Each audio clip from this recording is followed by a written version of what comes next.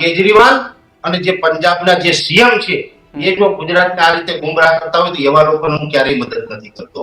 એટલે મારો જે ગુસ્સો છે એ માત્ર ને માત્ર દિલ્હીના પૂર્વ મુખ્યમંત્રી અને પંજાબના વર્તમાન મુખ્યમંત્રી ઉપર છે.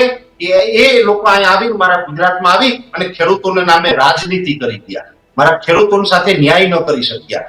એટલે આવનારા સમયમાં પણ કહું છું કે અમે વારંવાર કહેતા આવ્યા છે ભાજપને કે ચેતી જાઓ નકર અમે તમારા મૂળિયા ઉખેડી નાખશું. એમ હવે હું દિલ્હીના અને પંજાબના નેતાઓને પણ કહું છું કે હવે બીજી વખત આવી ભૂલ નહીં કરતા, ચેતીને રહેજો, નકર તમને પણ હવે ગુજરાતમાં નહીં કરવા દઈએ. આવી રીતે તમે રાજનીતિ કરવા દોડ્યા. આ ચેલેન્જ તો સીધી આમ આદમી પાર્ટીના એ ગુજરાતના નેતાઓને પણ ખરી ને.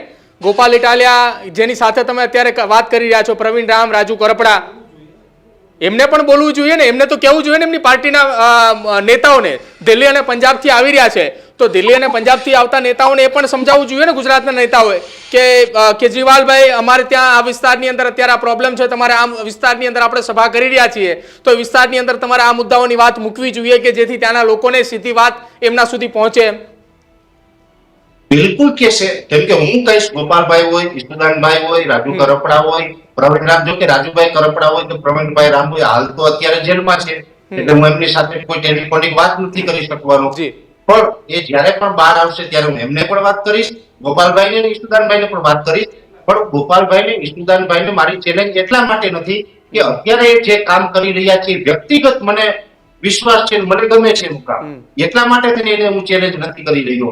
અત્યારે જે પ્રમાણે ગોપાલભાઈ કામ કરી રહ્યા છે એ મારી દ્રષ્ટિ, પછી વાત અલગ છે કે કદાચ બીજા કોઈ વ્યક્તિને ગમતું હોય, ના ગમતું હોય, અથવા તો મારી કઈ સમજવામાં ભૂલ હોય એ મને નથી ખબર, પણ વ્યક્તિગત મને અત્યારે ગોપાલભાઈ ઇટાલિયાનું કામ ગમે છે. સુદાનભાઈ ઉપર પણ મને વિશ્વાસ છે.